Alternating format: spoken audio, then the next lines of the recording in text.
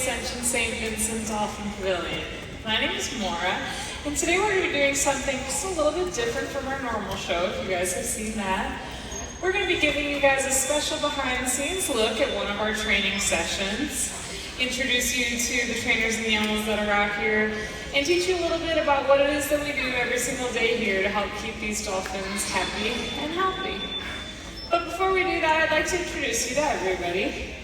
All the way on the left side of the stage, we have Jason, and he is working with a dolphin named Hemingway. Oh, wow. Hemingway is a teenage boy. He actually came to us in 2019 from a facility in Florida called Marineland. And when he came to us, he actually had a fungal infection in his lungs that we're still working on healing. So throughout the presentation, you're going to be seeing Hemingway take breaths out of this contraption here that we call a nebulizer. It has medicine in it that helps keep his lungs nice and healthy. So if you see that, that's what's going on. And next to me is Kylie. She is working with a dolphin named Jet. Jet is a 23-year-old male. He's super energetic. He loves to do all those high energy behaviors and always seems really excited to work with us. One way that you can tell him apart from the other dolphins is he has a little bit of a white spot on the tip of his face. It's called their rostrum, the end of their mouth there. Down at the right side, at the glass, we have Erica. And Erica's going to be working with two dolphins. One of them is named Orin, and the other one is named Trooper.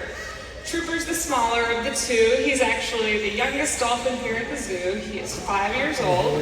And Trooper actually has a really interesting story. When he was really small, just about a month or so old, he actually stranded off the coast of Louisiana. And he was rescued and rehabilitated at a facility in Texas. And then the government deemed him non-releasable due to him stranding at such a young age. He didn't learn all those survival skills from a mom or have a pod to return to. So it was decided that he would come live with us here at the Indianapolis Zoo. He's been doing great here. You can't tell him apart because he is really small, but he also has some scarring on his back. And that is actually from when he stranded. He sustained a pretty severe sunburn on his back, but he's pain-free now. He will have those scars forever, but he's really cute over there. He's working with Orin. Orin just had his 13th birthday a couple weeks ago, and he was born right here at the Indianapolis Zoo. He is actually the son of Jet here, and one cute thing that Orin does is when he does big jumps, he loves to wiggle his pectoral flippers in the air. He's kind of the only dolphin that does that. It's pretty cute. And over on the left side of the habitat, we have Holly, and she is also working with two dolphins, and their names are Chemo and Maui. They're actually a father-son duo. Chemo is the larger of the two. He is one of the oldest dolphins here at the zoo. He's in his early 40s. He weighs over 500 pounds. He is big spot. One way to tell him apart from the rest of the dolphins is the tip of his face, called the rostrum, is fully white. So it's kind of an easy way to tell him apart. That and his big size. And Maui right next to him, he is only 6 years old, so he's still growing. He's a little bit small, but bigger than Trooper. He was also born here at the zoo. One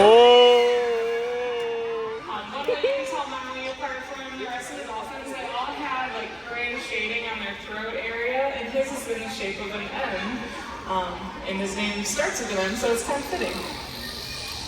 So this is just one example of a training session that we do. We do 4 to 5 training sessions with the dolphins every single day.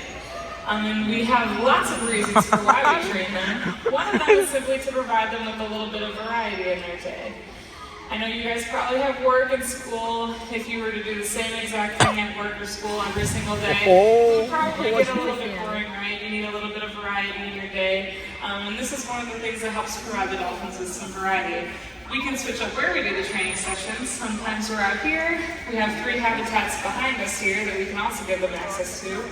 We can do things like switch up their social group. We have over 2 million gallons of water in this area that are all separated by gates. So sometimes we can have them in one habitat, 2 or 3. We switch it up just to keep their day a little bit different. Another way that we can make their day a little bit different is with what we call enrichment or toys.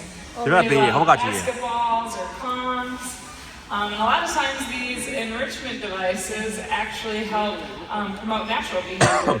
One good example of that is we have some balls that have holes in them that we can stuff with fish, and they can push them around and get the fish out, and that promotes a natural behavior called foraging.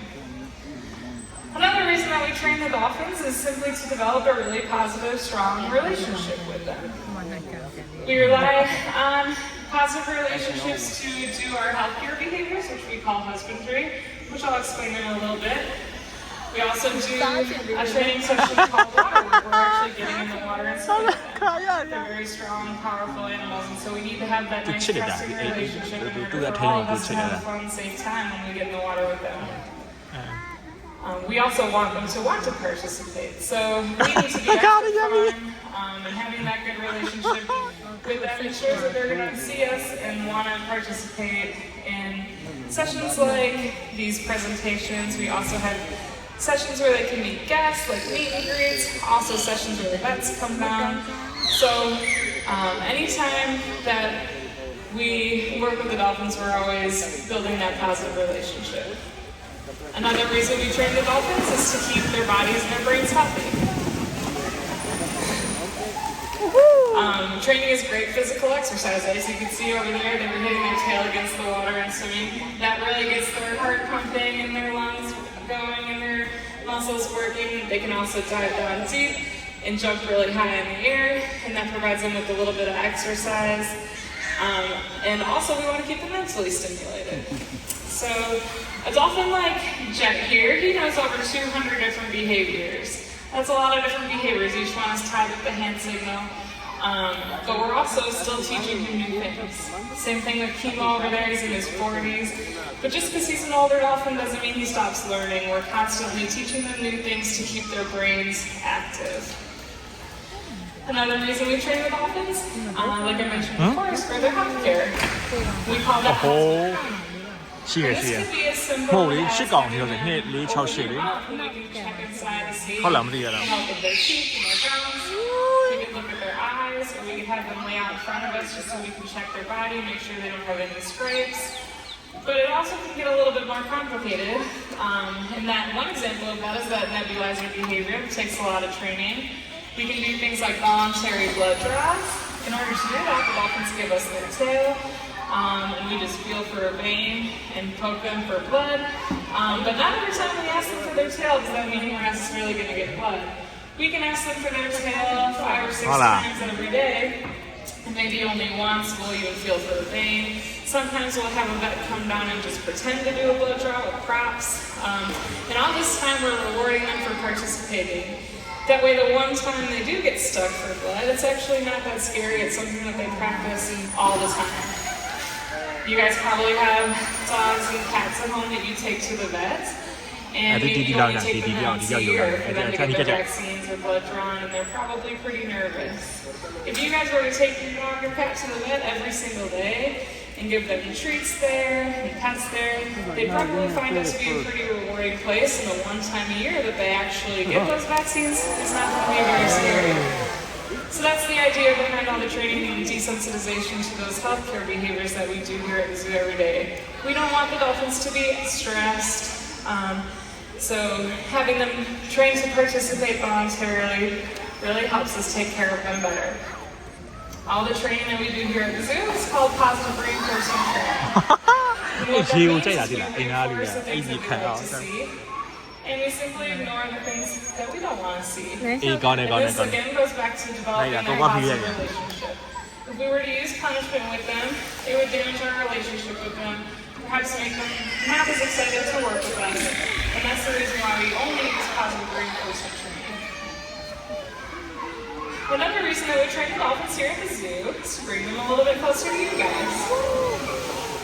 You guys get to see their incredible natural behaviors that they display. We do things like our Dolphin water program where guests can get up close and personal with the dolphins, or meet and greet program. But anytime that you see these dolphins and are inspired by them and feel connected to them, we hope that it inspires you guys to care more about dolphins. So you guys being in Indiana may think you don't have much of a connection to the dolphins in the wild. It's actually not true. All of our waterways here in Indiana lead to the Mississippi River, which leads down to the Gulf of Mexico. It's home to many different bottlenose dolphins, just like the dolphins we have here, and lots of other sea life as well. So if you're doing things like littering or using long-term products that could potentially run off into our rivers, this could create problems down the line for dolphins out in the ocean. So something that you guys can do right here in Indiana to help them is to just be really mindful of what you're doing with your trash. You can reduce, reuse, and recycle. My personal favorite thing is just to use reusable things like reusable shopping bags, reusable straws, and also be really careful about the long-term products that you're using. So now that you guys have learned a little bit about these dolphins and what you can do to help protect them in the wild, we're going to turn on some music and watch them show off some of their incredible behaviors.